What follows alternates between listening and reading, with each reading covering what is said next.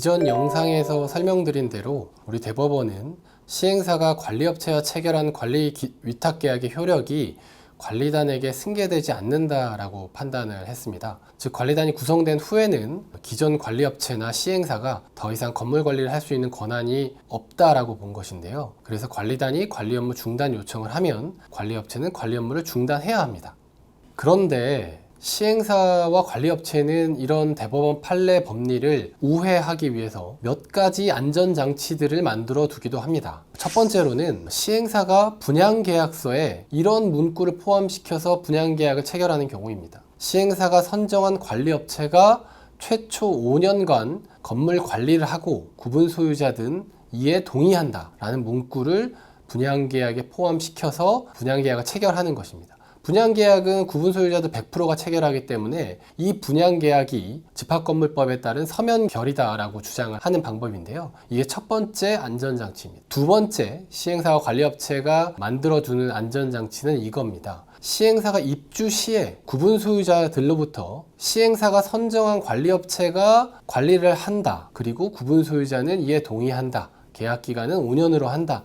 이런 내용 의 문구를 담은 동의서를 받는 것입니다. 이런 동의서가 구분 소유자들로부터 5분의 4 이상 진구가 되면 이걸 근거로 관리업체는 집합건물법 제41조에 따라서 서면 결의로 유효하다라고 주장을 하기도 하는 건데요. 그리고 이제 세 번째로는 시행사가 관리업체를 관리인으로 선임하는 내용을 담은 관리규약을 제정하고 이를 근거로 관리업체가 그 자체로 관리인이 돼서 관리 권한이 있다라고 주장하는 경우입니다. 이 세 가지 경우 모두 관리업체가 그 대법원 판례 법리를 우회하기 위해서 사실상 만들어두는 꼼수 같은 건데요. 이런 부분들에 대해서도 사실 명확하게 대법원은 판단을 해 두었습니다. 시행사가 선정한 관리업체가 최초 5년간 건물 관리를 하고 구분 소유자들은 이에 동의한다라는 문구가 분양 계약서에 포함되어 있거나 그리고 별도의 이런 동의서를 받는다고 하더라도 서면 결의로 볼 수 없다고 대법원은 명확히 판단을 했습니다.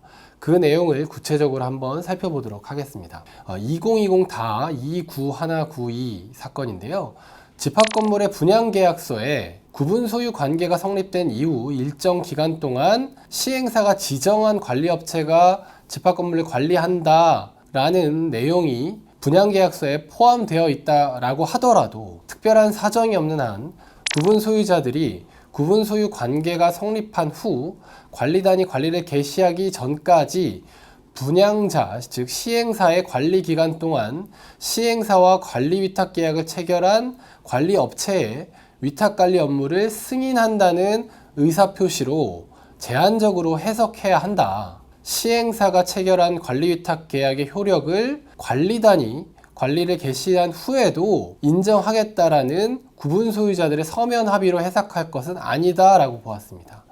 즉 이런 문구가 분양계약서에 있다고 하더라도 이것을 두고 구분 소유자들의 서면 합의다라고 볼 수 없다는 것입니다. 그리고 대법원은 시행사가 선정한 관리업체가 일정 기간 동안 관리를 하고 구분 소유자가 동의한다라는 내용의 별도의 동의서를 받은 경우에도 이 동의서가 5분의 4 이상 된다고 하더라도 동의서를 두고 집합건물법 제41조에 따른 서면 결의로 볼 수 없다라고 보았습니다. 조금 전 살펴본 대법원 사건에서 관리업체는 이런 주장을 또 했었습니다. 관리업체를 관리인으로 선임하는 내용으로 관리규약이 제정되었다. 그래서 관리인인 관리업체가 직접 건물 관리를 하는 것은 문제가 되지 않는다. 이런 주장을 했었는데요. 이에 대해서 대법원은 관리업체를 관리인으로 선임하는 내용의 관리규약이 5분의 4 이상의 동의로 제정되었다고 하더라도 이런 과정을 통해서 관리업체가 관리인이 되었다라고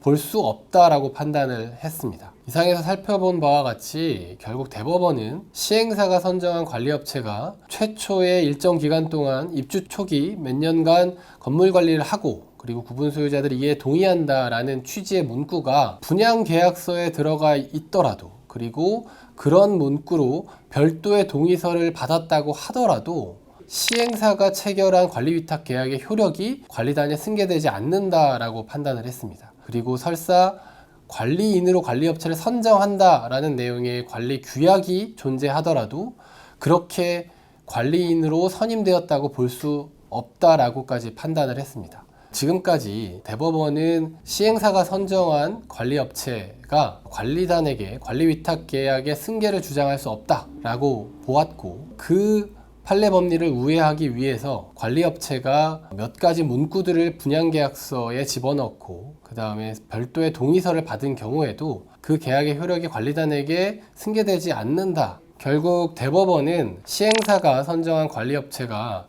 최초 5년간 건물 관리를 하고 구분 소유자는 이에 동의한다 라는 취지로 분양계약서를 작성하고, 또는 이런 취지로 별도 동의서를 구분 소유자들에게 5분의 4 이상 제출받았다라고 하더라도 이것이 집합건물법상 서면결이라고 볼 수 없다라고 판단을 했고요. 그래서 이런 분양계약서나 이런 동의서가 존재하는 경우에도 시행사가 체결한 관리위탁계약의 효력이 관리단에게 승계되지 않는다라고 명시적으로 판단을 하였습니다. 그리고 관리인으로 관리업체를 선정하는 관리규약도 관리인 선임으로서는 효력이 없다라고 보았습니다.